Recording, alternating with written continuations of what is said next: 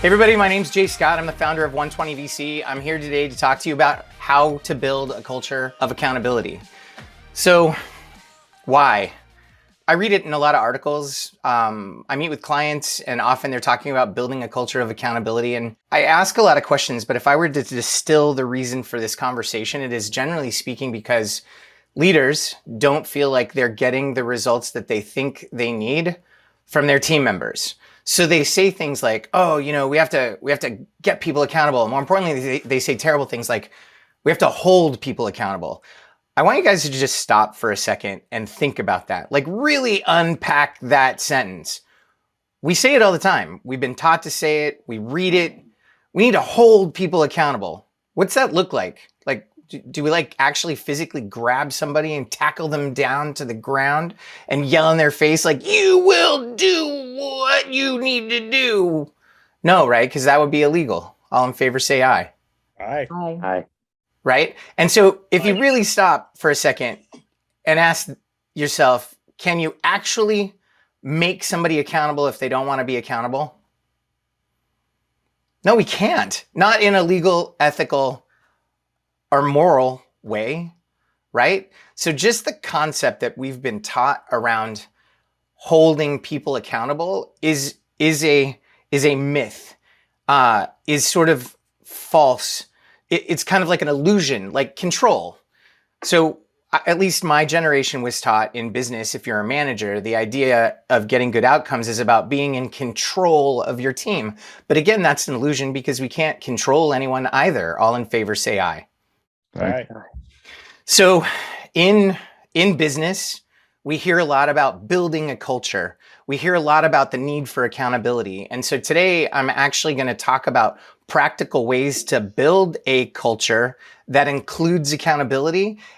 And spoiler alert, that has absolutely nothing to do with holding anybody accountable. We're not going to do that anymore. In fact, I want to encourage you guys to stop saying it because it's not true. Like it's an illusion. So saying it really only undermines our ability to help people get and stay accountable because accountability is absolutely critical to running a healthy business, but we're not holding anybody to anything.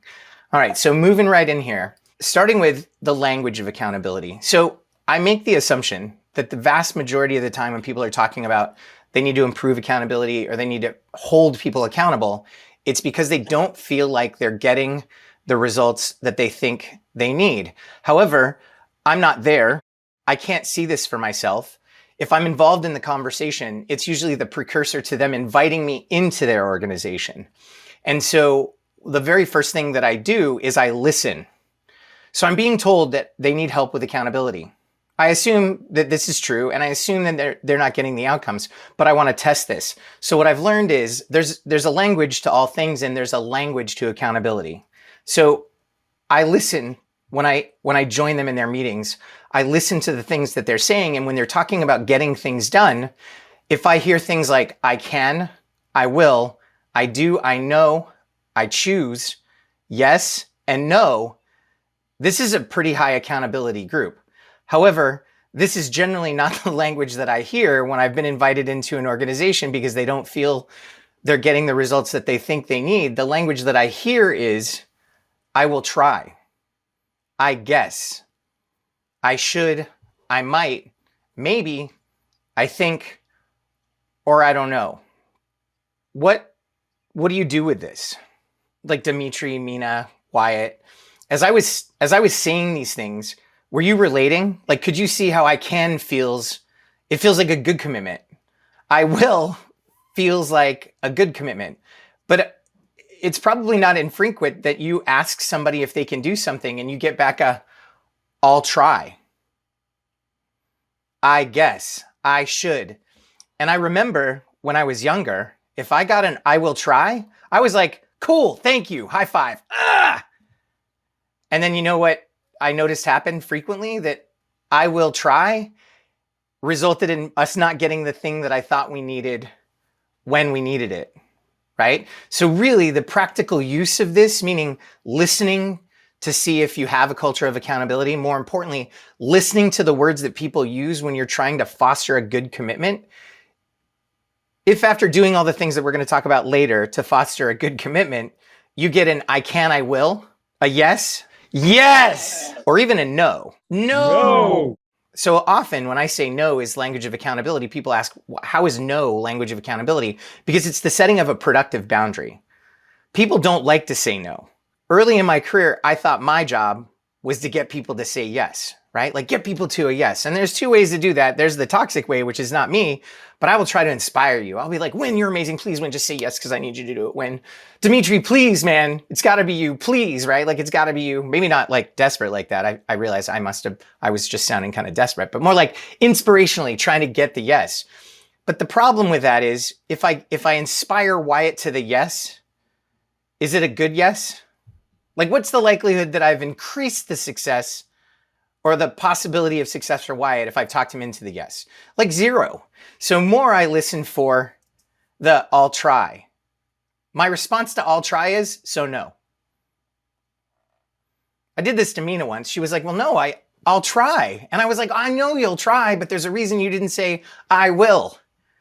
Let's talk about the reason you didn't say I will. And I'd rather it be a no than an I will or I'll try if no is really the answer. So listening when people give you a non-accountable answer is really important because just go for the no.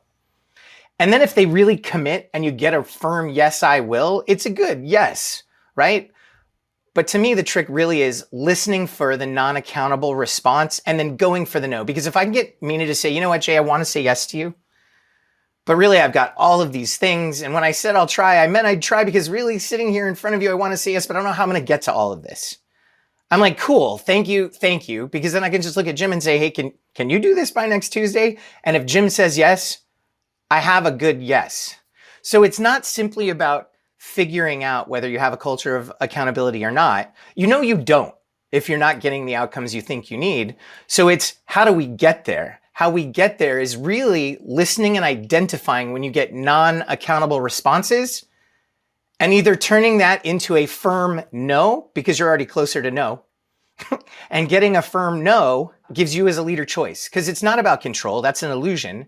It's about helping people get a predictable outcome. Here's a buzzword.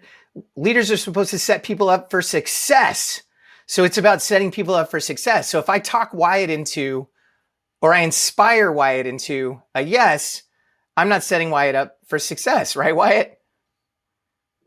No, but if I hear a non-accountable response and I go for the no and I get Wyatt to say, you're right, Jay, I can't do that, or just, you're right, no, I can't do that. That's a great response. That's good news. That's great information. That's a great outcome because I can just look to somebody else on the team. And when I get a good yes from somebody else, I've now curated a predictable outcome. I've curated a good yes. I've set them up for success. All right, you guys, thank you very much. Zoom high five.